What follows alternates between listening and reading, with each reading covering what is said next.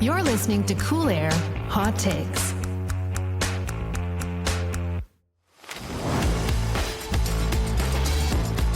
Welcome to Cool Air Hot Takes. This is a podcast about anything and everything from the world of HVAC, energy, and the built environment. We're your hosts. I'm Charlie Jellin. And I'm Dan Gentry. Every couple of weeks, we get together and we bring you the latest in HVAC headlines. This week, we've got an expert interview with Matt Caldwell. Matt is the director of AI and cloud data centers at Hyper. Hyper is a manufacturer of low-voltage electrical equipment, and they've got a bit of a unique approach on how they do that. They have a distributed manufacturing model. Oh, I believe Matt said they are the Airbnb of electrical data center infrastructure. Oh, that's new. I like it. We're going to get into why Matt thinks this moment in the AI race is more consequential than anything we've seen since the space race. Jeez, sounds hot take worthy. And then, of course, we end every episode with the stat of the day. But first, we need to kick things off with some leftover hot takes. Yeah, we had some some cliffhangers from the last episode. I'll start. So we had two of them, right? It's Uncle Tom and Broadband Jesus. Yes. Right? Okay. Uncle Tom's hot take. This is good. So my Uncle Tom, he's my uncle-in-law. He's my wife's uncle. Okay. But we're very close to that side of the family. Every, Christmas, Thanksgiving, whatever, we go up, we hang out with them. And they always have great stories because they own restaurants. What I've found out about owning a restaurant is that you end up being the jack of all trade for everything, unless it's severely broken. But you end up with like this level of understanding of all the systems going around. And HVAC is obviously a big component of that, especially like on the kitchen side, you've got a lot of exhaust. You got to make sure that's conditioned and you're bringing in the right amount of air. And then obviously you have your clients. You got to keep them comfortable. And so they were asking me questions about the work that I do and stuff that I'm working on. And then Tom offered up, he's like, how we used to do test and balance, back in the day, like how we used to know if the HVAC systems were working. This will be good. I was like, no, how'd you do that? It's like, well, we'd go out by the front door. We'd turn the HVAC unit on. We'd go out by the front door and take a hit off of a cig. And you blow it in that front door and you'd make sure that it was going out a little bit. That's the positive pressure test. Yeah, if not, you go tweak the damper up there and get it dialed right in. So I like that. Thanks, Uncle Tom. Appreciate it. Uncle Tom, that is a good one. Mm-hmm. Back in the olden days. Yeah. Mm-hmm. Yeah. Next one. This was from a listener. It was sent into our inbox, and the title of the email was "Broadband Jesus has blessed the world with EnergyNet." I like that. I want to know who Broadband Jesus is, and I would like to know what EnergyNet is as well. I too. So it was very interesting. So Derek Knight sent this in. So thank you, Derek. And this is what he says. The internetification, and that does have a little red line under it. So I'm not sure if that really is a word. Internetification. I get it. Of the grid will transform the world of energy distribution from the bottom up. Every electronic device with a battery will exist as an energy asset within a microgrid, nested in a multitude of microgrids and intermediated by software instead of physics. Okay. But who's Broadband Jesus? I don't know. I think that the title is just for us to click on. Okay. Well, you got some clickbait there going. But what I took from this, does this mean like when my example came as when your cell phone is plugged in at home, it becomes an asset to the grid? Yeah, I think the best commercial I've seen that people can relate to is the F-150 Lightning commercial.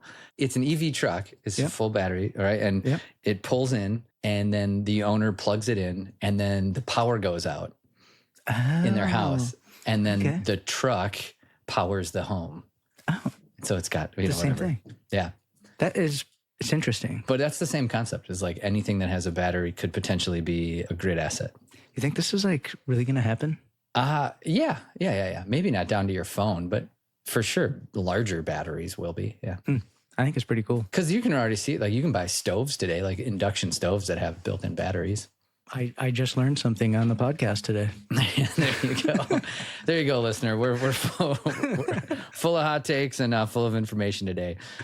Speaking of information, we got more coming at you. Here comes your HVAC headlines.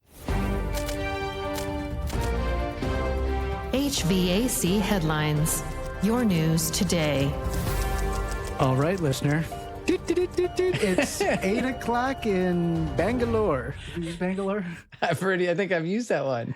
It's 5:30 in Bangor. It's 5:30 in Bangor, Wisconsin. There's a good little small town. As you can hear, you have a different voice with HVAC Headlines today because my co-host, he's a busy guy. He's a very busy guy, and so he punted these to me. So we're going to see how this goes. Oh, I got to say, I'm very excited about this. It feels very different being on the other side of this, just not knowing what's coming my way. Just can't wait to comment. The tables have turned. I'm excited. Up first, we have, should your HVAC company have a mascot? 100%. I like this one already. What do you think? Give me some of the big brand names out there. What do you think their mascots would be? Well, that's what I'm struggling with. Is it like a snowflake or is it like a thermostat? I don't know. I'm thinking of like if it was like an actual mascot, like one that you would see at a sporting event. Like who would train? Who would Train be? Who would Carrier be? Who would York be? We got to get like a bracket challenge of best mascots for HVAC companies. That's a great idea because we don't see them in our industry. I can't think of, we got logos and all that kind of stuff, but who's got? Yeah, logos. We've got taglines. I mean, we could have like a choo-choo train. Oh yeah. I think we used to have that actually back. Oh, that would be. Oh, dude, that's a spot on mascot for train for sure. Yeah, like a cool looking train, like running down the tracks. So the verdict is, I guess we should have company mascots. I like that. I'm all in. Our second headline today is these ones that I kind of like. I like these crime associated ones. So this one is man accused of selling metal from rooftop HVAC units in Winnipeg is charged. Coming to us from Global News up in Canada. The one line that I liked that I took out of this is a 35-year-old man is facing dozens of charges after police allege he stole and sold metal components from rooftop HVAC units across Winnipeg, causing approximately $500,000 in damages. Whoa. Okay. So I'm just curious, what are you doing to it? That's a lot of stuff. If you're just stealing parts, I'm guessing copper off of rooftops or something. Well, the Gentry headlines are definitely top notch. All right, up next we have our guest interview with Matt.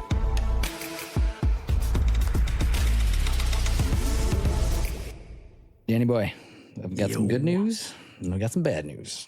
Well, what's the bad news? Unplanned downtime costs industrial manufacturers as much as $50 billion a year. An overwhelming 82% of companies have experienced at least one unplanned downtime incident over the past 3 years, with most suffering 2 or more. Ouch. Please share the good news. MTA process chillers from Trane are engineered for tough industrial environments, providing the critical cooling needed to help maintain manufacturing operations. They're designed to be low maintenance and sustain long operating times, and the Trane nationwide service network provides additional peace of mind against the unexpected. Ready to learn more? No problem. Our experts are here to help you figure out the right model and capacity for your unique application. Just reach out, and we'll make sure you get the perfect fit for your cooling needs.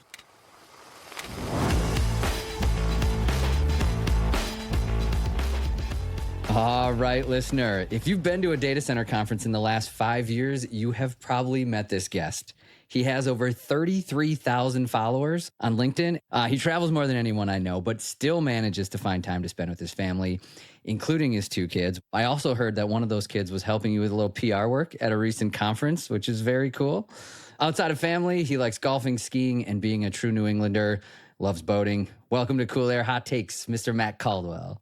Thank you, Charlie. Appreciate the intro. And yes, I've got a 9-year-old son and an 18-year-old daughter who's off in school. She's a sailor. I was taking her to Salt Lake on my way out to PTC, and she's like, cool. Dad, I don't have to go to school for another week, so why don't I tag along to Hawaii? And I was like, all right, well, if you're out there, I'm going to put you to work. So I had her, work in the room and networking and talking to people like Connie from Crane Data Centers. And if you know Crane at all, they're big on sustainability. Mm-hmm. So Connie and Alexis became quick friends, and Connie's working on getting the next generation of data center talent into the industry. Love it. All right. Well, we'll probably hit back on the sustainable side, but before we get into that, Name of the show is Cool Air, Hot Takes. We ask all of our guests that come on to bring a hot take. It could be from your personal life, your professional, anything in between. Matt, what'd you bring for us today? So I actually woke up in a cold sweat at 5 a.m. this morning thinking, I got to come up with a hot take, and stared at the ceiling for a little bit, and I came up with something, which is I think the AI race that we're in today with China is bigger than the space race of the US versus Russia back in the 60s. Whoa. And here's my rationale behind that statement. Back in the 60s, technology and the economy was largely decoupled. So if Russia had gotten to the moon first, it would have sucked. It would have been a blow to America's ego and the technology race and all of that. But we would have got past it. Right now, we're so intertwined with China and the global economy to, quote Tom Friedman, the world is flat, right? So if we lose this race, essentially we are operating on China's technology platform going forward, or they're operating on ours. So I think this AI race is substantially more consequential to us as Americans in the US than the space race was with Russia back in the 60s. What's the equivalent of landing on the moon? That's a good question. I think it's just going to be eventually some technology is going to come and it's going to be like, okay, everything is built on this.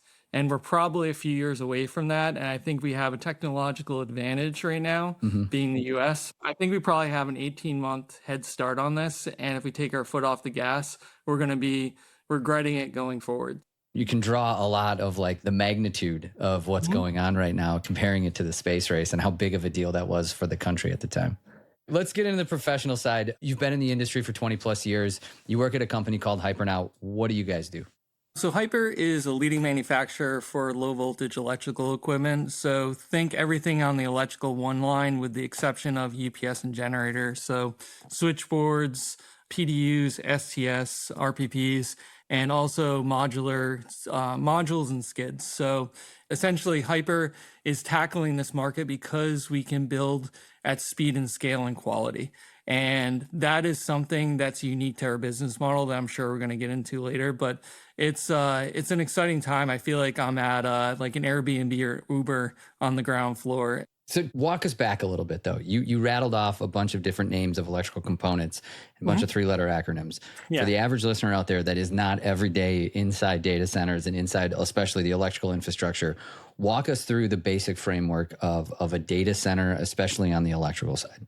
Yeah, so if you picture the data center, especially now we're getting into, okay, if you have power and land and network connectivity, fiber, everybody thinks they have a data center. So coming in from, the land development, you have power coming to the building, you have basically a powered shell, and that's where, the mechanical equipment, heat rejection, stuff like chillers are going to operate out in the mechanical yard. You're going to have switchgear, medium voltage switchgear there to take the high voltage electrical into the building. And then within the four walls of the building, you have, a tenant fit out for whatever their application is. And Hyper operates in that environment. So basically, from where the power comes into the building, downstream to the rack, all that electrical infrastructure to take that power and distribute it to, the servers, the GPUs, the CPUs at the rack level, that's where we operate. And it's exciting in that space now. And I'm going to kind of pivot from my Hyper role and just kind of talk about some of the things that we were talking about when I was at Train, which is the pivot from air-cooled to liquid-cooled. I'll kind of give a quick story here. So I think it was 3 or 4 years ago now, I was at a DICE event in New York, and the panel discussion was on liquid cooling, and the panel was very bearish on this. And the question was, when is liquid cooling going to become mainstream? And their answers were anywhere between 15 to 50 years. And so when they're done speaking, Adam walked around and says, does anybody have any questions? I'm like, yeah, I'll take the mic. So I go, first of all, I'm taking the under on all of your bets here. But secondly, I want to rephrase the question. What is the rack density that's going to precipitate liquid cooling to the rack as the preferred method of cooling? And I got answers anywhere from 50 kW to 70 or 80 kW, which seemed absurd at the time. But since then, that was only 3-4 years ago. Since then, with GPUs and what NVIDIA has done, we're now talking about 500 kW per rack, 1 megawatt racks, 2 megawatt racks. The rack densities are just going through the roof, and it's requiring a new way to think about it. So on the power side, we're still in low voltage AC, but I see that pivoting as well. When we get to these super high density racks of 0.5 meg, 1 meg, 2 meg racks, we're going to have to change the electrical topology from low voltage AC to medium voltage AC direct to the rack or 800 volt DC. There's going to have to be a fundamental change there. What does Hyper do differently in the space? Because in my mind, like coming at it from my side of the industry, I'll call it like the chiller side, the air cooling side, the liquid cooling side. The players there are all the OEMs. Mm-hmm. Why is it different on the electrical side where Hyper is in the spot where they're coming up or doing something different or doing something new? Are you a new OEM or are you doing something differently? We're an OEM. We build our own equipment. We design our own equipment. It's our gear. The difference is that there are some major players in the industry, which are also partners of ours because we're sourcing, breakers and components from those players as well. But they have a fixed amount of manufacturing capacity and a standard catalog of products, right? You want vanilla, strawberry, or chocolate. We can find a build slot somewhere in there for you. But chocolate is the answer. Chocolate's always the answer. Chocolate's definitely the answer. But what if you want whipped cream and sprinkles on your chocolate ice cream, right? All right. So, they have a massive amount of production capacity, but they also have capacity agreements with large hyperscalers and large colos. So when you're asking what the lead time is, you're basically trying to cherry pick build slots out of their existing line, that sort of thing. So Hyper does a few things differently. One, we're not vanilla, chocolate, strawberry. We have our own UL lab. We engineer our own equipment. So when a customer comes to us and says, hey, I like that chocolate box, but I'm trying to fit it into this space or this configuration or whatever special requirement they have, we have the ability to custom design that equipment and build it at scale for them. So our engineering ability to be agile is one of the differentiators. Secondarily, this is really the secret sauce here, is that our production capacity is highly elastic. And what I mean by that is most manufacturing is, if I want to increase capacity, I got to raise capital, I got to put a shovel in the ground. It's an endeavor. So if I have 60,000 square feet of final good assembly and I have 10 quotes out to the market, the first person that says yes basically shuts me down for the next several years because I'm not going to be able to take those additional orders. Mm-hmm. So Hyper's model is different in that I'd reference like Airbnb or Uber, that same sort of network model. So we own the process, we own the quality control, we own the engineering, but what we don't own are the four walls of the building. Mm-hmm. So what that means is we go to adjacent high-tech industries, think automotive, aerospace, robotics, find stranded capacity in North America. We enter into partnerships with what we call satellites, and we get 20 to 35% of their production capacity. It's our process, it's their labor, it's their four walls, but we come in and do the quality control to make sure that it's built to our standards.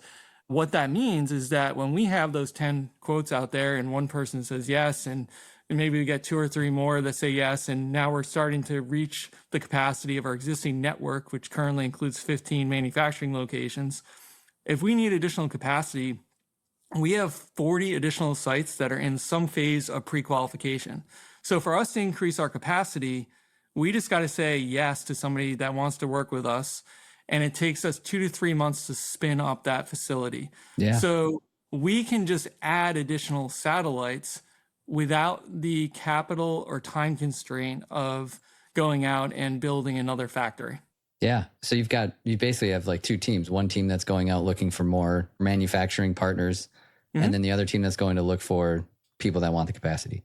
Absolutely. Got it. And going out and finding the people that need more capacity has become pretty easy. Everybody Well, out there something going on? Something we should know about? No, I'm kidding. When I tell people that we can deliver the quantities that they're talking about, I'm talking about hundreds of pieces of equipment every month for, 18 to 24 months.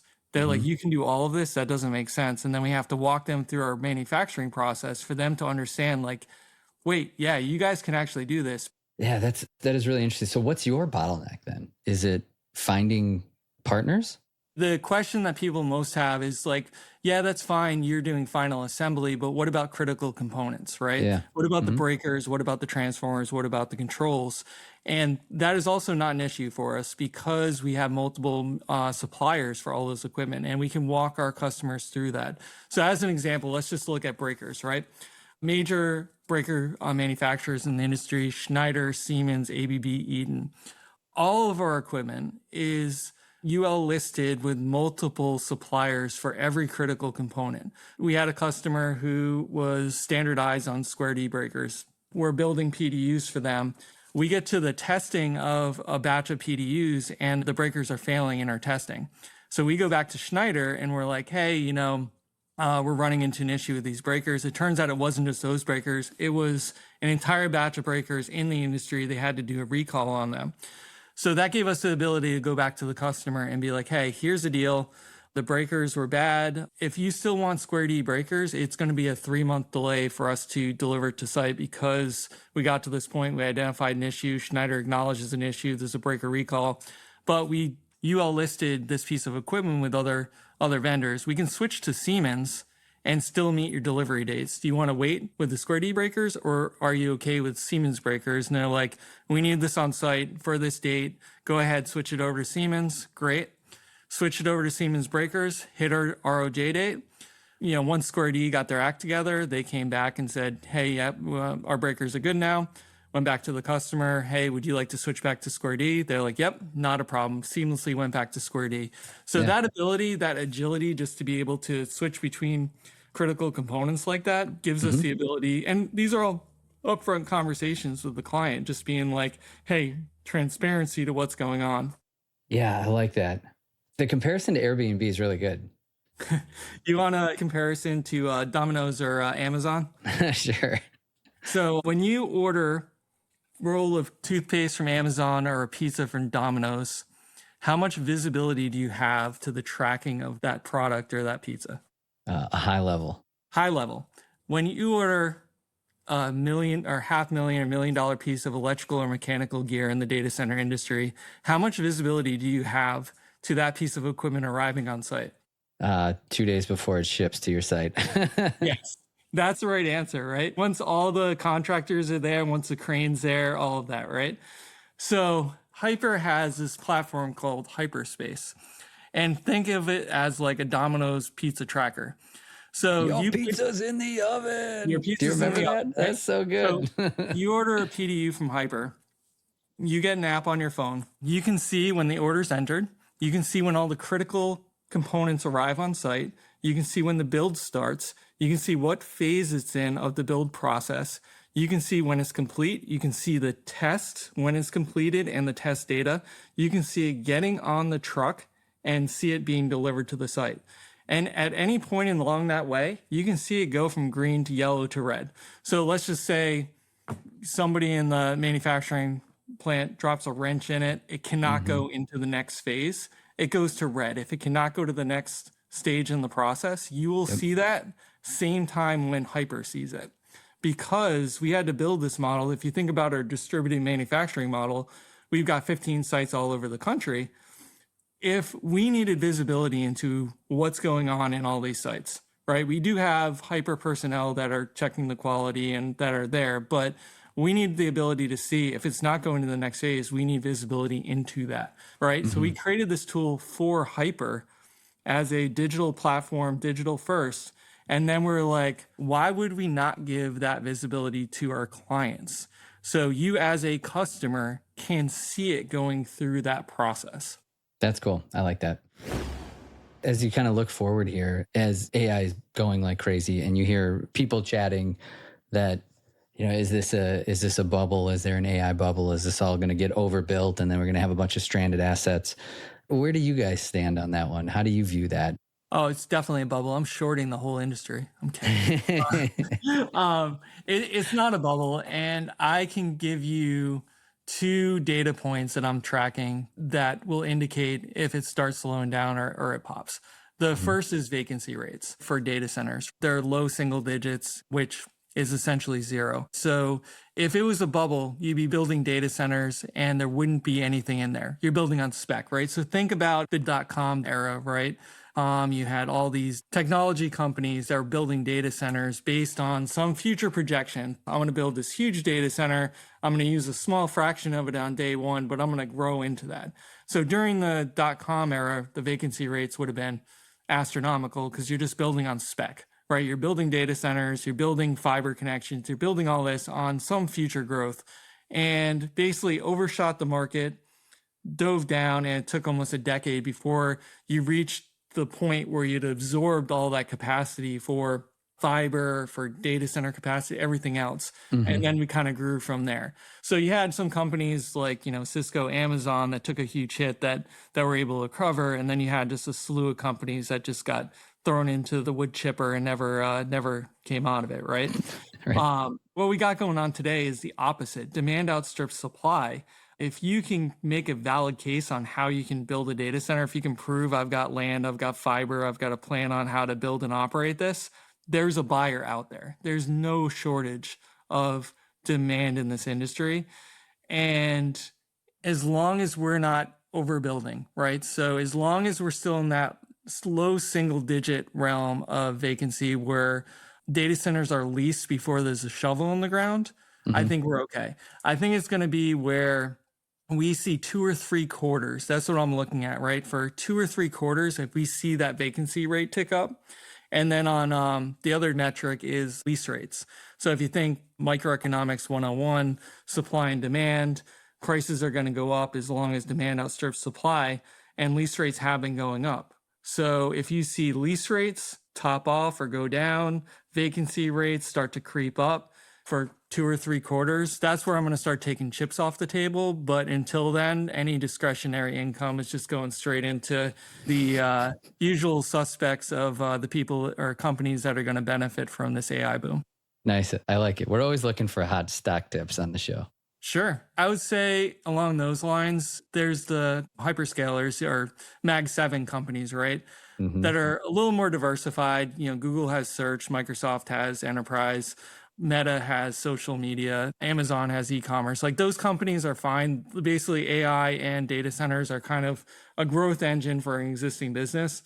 If you want like a good roll of the dice, I would look at the neo clouds. I think those like the CoreWeave type companies are the ones that have significant upside. But, if the AI bubble bursts or it flattens out, the business structure isn't very forgiving. They don't have anything to fall back on like the big guys do. I like it. All right. There you go, listener. Yeah. Matt, what's your email so you can get all the angry stock tips? No, I should probably, can you put a disclaimer there that's like Matt does not know what he's talking about. Do not take his advice as financial advice or anything like that. We'll put the disclaimer in for sure. As you look ahead, what does the next 5 years look like? You've been in this long enough and you're talking about stories from 4 years ago where liquid to chip wasn't even a thing yet. What's the next, in your opinion, what's the next 5 years look like? I think it's a continuation of the boom. I don't see this thing slowing down in the next 3 to 5 years. I think we're going to just see a continuation of aggressive data center builds. I think the biggest X factor is on the power side. So we've pretty much reached the limit of the utility infrastructure. A lot of data centers now are doing behind the meter on-site generation. Yeah. And then the next step is how quickly can we pivot into nuclear with SMRs? That is going to drive, it's not going to be demand. Demand's not going to slow down. Demand's going to keep going through the roof. The only thing regulating the growth is really on the power side. There's other challenges. There's labor, there's supply chain, there's other stuff. But really the big bottleneck in the data center industry is that power connection for data centers. How are you going to get power? We can keep going down the path of on-site generation, but eventually we're going to run out of natural gas and other fuel sources. So really, we're probably in a race to get to nuclear in the next 3, 5, 7 years in order to keep the trajectory that we're on. That would probably be the biggest risk factor, in my opinion, for the overall data center industry would be how can we manage that power supply? Love it, man. Thanks for coming on. I enjoyed that conversation a ton. Appreciate it. Hey, Charlie. Temps getting a little warmer outside. You know what I'm thinking about. I know, you're thinking sun's out, guns out, ready for summer. Oh, yeah. Chill by the beach, fire up the grill. You know how I roll. But also I'm thinking VRF. Oh, well, really? For real? You're serious about this? Yeah. I mean, look, Trane, Mitsubishi Electric VRF systems deliver flexibility, energy savings, and advanced zoning. How awesome, right? And Trane helps me evaluate key factors like building type, occupancy patterns, zoning strategy, and ventilation needs. I'll be able to make an informed decision from the start. Oh, you really are serious about this. You know, I always give it to you straight, Charlie. Zone comfort, zero guesswork. Learn more at trane.com/VRF. Here comes your stat of the day. Stat of the day. Stat of the day. All right, listener, it is time for your stat of the day. And we have two stats of the day. Stats of the day. Stats of the day. And both of them came from topics that Matt brought up in our interview. All right, and then our wonderful producer, Mel, brought them out and she highlighted them. So they work really well. So one of the things that we talked about with Matt is his company, Hyper, has this app platform that lets you know exactly where your product is at any time through the manufacturing process. Pizza tracker. You got 100%. Yes, he compared it to the Domino's pizza tracker. And I tell you what, I remember it to this day when that first came out and you could go online and look to see where your pizza was. And then you could also pick like the music that went with it or like the sound that went with it. And there was a rock and roll version. I forgot about that. It was great. It was like, your pizza's in the oven. It's like Ozzy Osbourne telling you your pizza's going. But anyways, so in honor of that, Domino's delivers an average of 1.5 million pizzas a day globally. Wow. I would not have guessed that. 1.5 million a day. That is insane. That's so much pizza. That's a lot of pizzas. Man, you know what? I wish I had I heard of McDonald's burgers. Dude, enough with the really McDonald's. I wish I could have busted out. It's like it's like 1,000 burgers a second or something like that. But, we all know how I feel about that. Yeah, ask your guy Aaron how, he can get you those McDonald's stats. And information on new and upcoming sandwiches. Yeah, which totally need that info on a daily basis. Second one that brought up. He compared the AI race to the space race. Okay. All right. And so that's in honor of this one. The Apollo program cost roughly $288 billion in today's money. Whoa. Yeah, that one caught me off guard. I did not see that coming.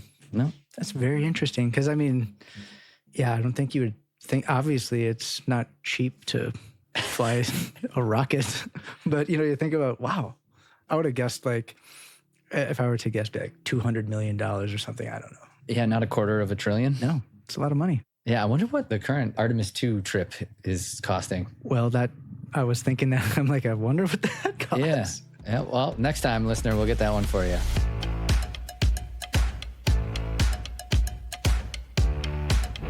All right. Thanks for listening to this episode of Cool Air Hot Takes.